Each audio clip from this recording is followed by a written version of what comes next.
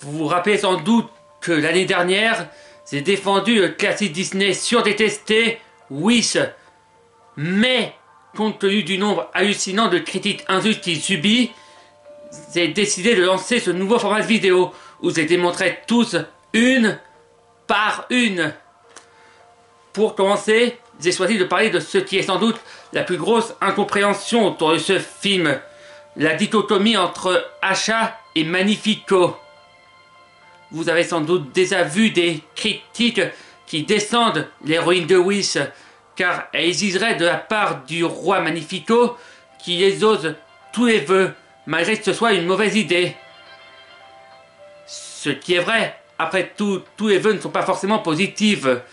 Mais le problème qu'il y a avec ce reproche, c'est que Asha n'a jamais dit qu'il faudrait exaucer tous les vœux.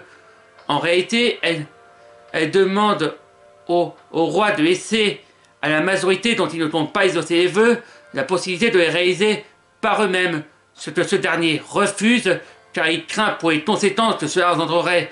Si ça, c'est pas une dichotomie plus intéressante que vous ne croyez. Et oui, le film prend clairement le parti d'Asha, mais il ne fait pas pourtant sortir le raisonnement de Magnifico de nulle part, vu que juste avant, il instaure son passé traumatisant. Vous allez justement en venir à vous, les défenseurs de Magnifico.